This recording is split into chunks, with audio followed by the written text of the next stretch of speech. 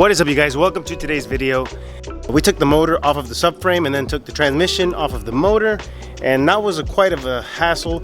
We actually had to unbolt like starter and all kinds of random stuff because the screws were just in the way. But for the most part, I mean, we got it done, which is the important part. And now we can focus on finally trying to fit this into the 86.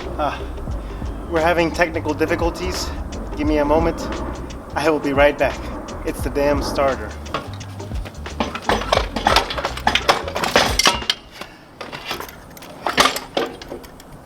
Ooh.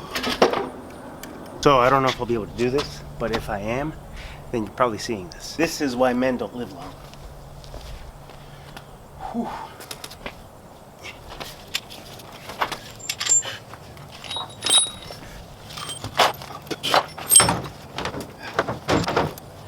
Oh man, my GTR shirt. Well, this is the face I need. This is the shaft I need. Simple enough. So we'll be able to remove this and we might be able to use this same face. Might. So we actually had to wash the whole thing again. There is definitely still some oil on it because, as you guys can see, this thing was hard to get to from the bottom since we had the whole radiator, or the subframe was still connected. We had to take off the intake and all this extra stuff, but in those little crevices there's still plenty of dirt. But at least once we touch it, we won't be getting our hands too dirty. So there she is in the flesh. Hopefully you guys can tell that she's a little bit cleaner. It's hard to tell because it's not exactly on a engine hoist, but that was caked on pretty good. So yeah.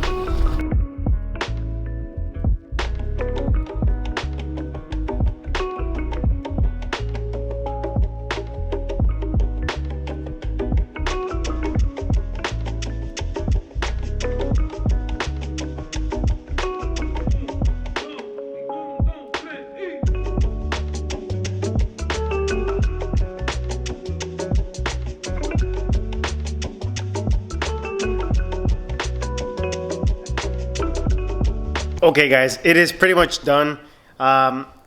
It looks amazing. I'm so happy with this. This thing is, you could probably tell the excitement in my face, but this is getting to where, you know, I'm getting excited because this car, I think, is going to be a lot more of a solid build than the BRZ was to begin with.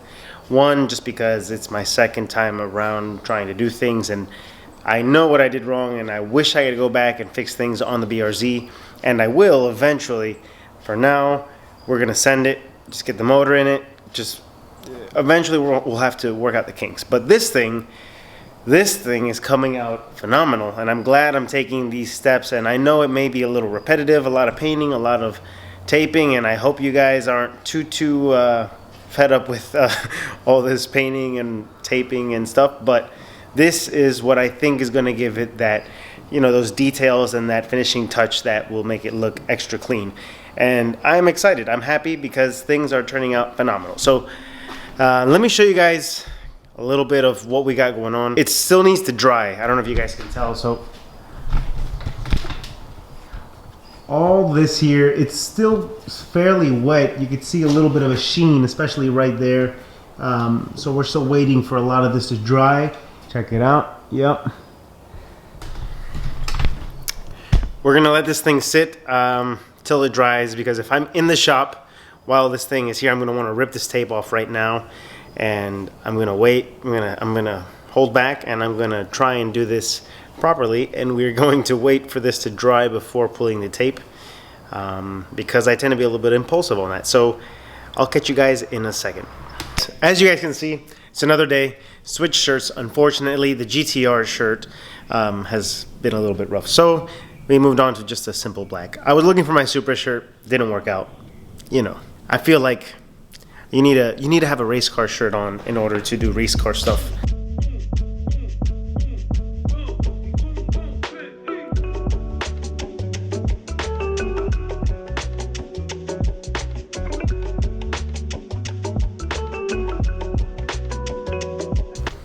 Wow, that looks so good.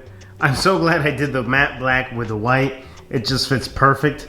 It cleans it up just enough to where I think it'll hide a lot of the frame behind the bumper. We're actually waiting right this second from the transmission guy. Hopefully we'll be able to go pick up our transmission today, and that way you will know exactly what we're going to be putting behind this motor.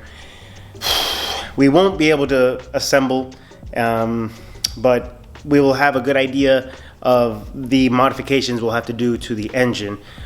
It's pretty simple. There's some things on the way already, and the swap is done before. It's been done before to the point where you could pretty much order things in and, you know, get good results. But so we're gonna try and find out exactly what we need to mount this engine transmission combo in this car.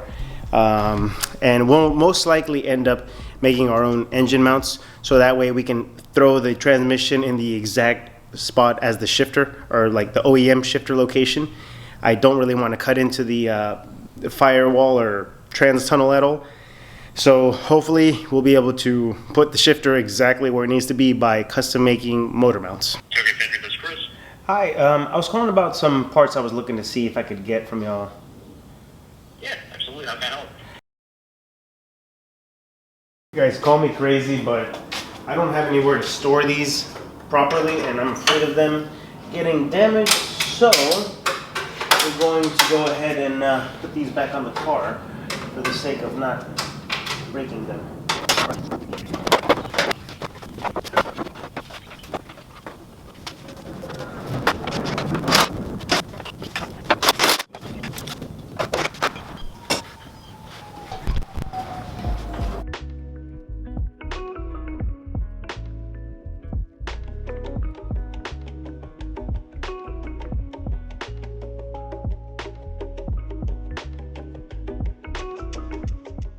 What is up, guys? We are on the way to pick up our transmission. I've been dropping the ball a little bit on trying to get everything organized, but I think we will be getting our transmission today if it looks in good shape. Obviously, you guys will see why, but this transmission... So, okay, well, I guess I can go ahead and tell you. What we will be doing is we will be putting a W58 transmission, which is essentially a Supra transmission, into the 86. Main reason is, one, they're capable of good power, two, they're good transmissions, and three, the shifter location will stay in the exact spot, no cutting required. So we'll see how that goes. Apparently the fitment should be pretty spot on. There's going to be another issue with that, but you guys will see once we get there. Also ignore the boots in the back. Those are my wife's. You guys know every lady usually should carry a pair of flats in their bag, but yeah, if you know, you know. We're going to go try and get that transmission, and hopefully it's in good shape. It's a decent price. I'll keep you guys updated if anything. Stop for a quick pit stop. I don't know this guy. This is some random dude from Facebook Marketplace. You guys know, if you guys are a real car guy or just a normal person that's not a big time YouTuber, usually you get to you go and hunt yourself down, go to local places, because we don't have that I guess the cheat code of having access to things. I am a normal person, and I'm about to meet up at some guy's, I think this is his house, I'm not sure. He seemed like a chill dude online, but you know how that goes, so wish me luck.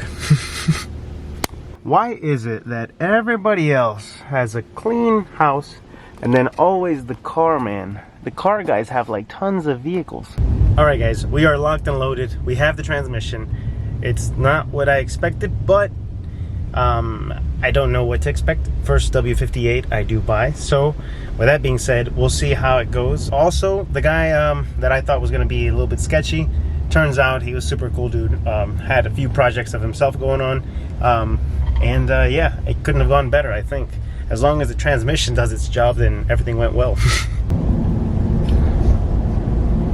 We have our first official, I guess unofficial but official, decal going out, and you guys feel free to put it wherever you want, but the typical placement is on the rear windshield. So yeah, appreciate you. So we have our engine, we have our transmissions, we have the two biggest components essentially. The biggest issue is that now we have to find a way to mate these together because there is no bolt-on, well, there is no rapid bolt-on kits, because I tried calling and looking and apparently every place is on delay or back order. So we kind of, we dropped the ball on that, but we're going to try to find a way to mate the two. I guess the original way, which was back in the day making like adapter plates at home, that's actually a thing. And I'm going to try to do this here at the house with our simple tools, so that if you guys are doing this at home, you have a fairly simple way of doing it, and it's maybe, well, I don't know if it'll be expensive or not. Stay tuned to find out. We have essentially our transmission, which this is the bolt pattern that the actual motor bolts onto, and this is the new one. Well, new, you guys can tell this thing is pretty rough. It is a W58 transmission out of the Supra, I believe a Mark 3 Supra, don't quote me on that, 2 or 3. And this thing is old. We're going to try and do our best to bring everything back to life. I'm sure we'll be able to, and then try to figure out how to make this pattern into that pattern so that we can put it onto that engine. Also, Adrian, shout out to Adrian, he took it apart, as you guys saw, and he cleaned it up decently. We still need to finish up all this little grime and grease and then make it look pretty before we put it into the car. So we're not actually going to be doing all tons of upgrades like a lot of people do. A lot of people, the first thing they do is they take it apart, put new pistons and new bearings and camshafts and try to make 1,000 horsepower with it. We're not going to do it that way. We're going to do it we're going to make it the simplest way, and we're going to try and keep it stock. For an 86, about 200 wheel horsepower should be a lot. And then down the road, once everything seems to be playing together nicely, why cause more trouble right this second? So we're going to keep this one as is. This video was more of a little update for you guys. I know it's kind of hard to tell with everything going on. A lot of you guys know that the cars obviously do not fund themselves currently, so obviously there is a primary job, and that is actually getting more attention right this second. We're trying to get things organized on that aspect, and so we have less time to spend on these things. But for now, it's echoing a lot in here, huh? For now, I'm going to do a lot of cleaning, old transmissions and old engines and a lot of old parts, and do a little bit of brainstorming and research, and then stay tuned on the next video. I'm going to show you guys the way we're going to mate it, the engine and the transmission into the car. Now, usually it's easier said than done. Cross your fingers, wish me luck, and hopefully we can figure this out fairly easy.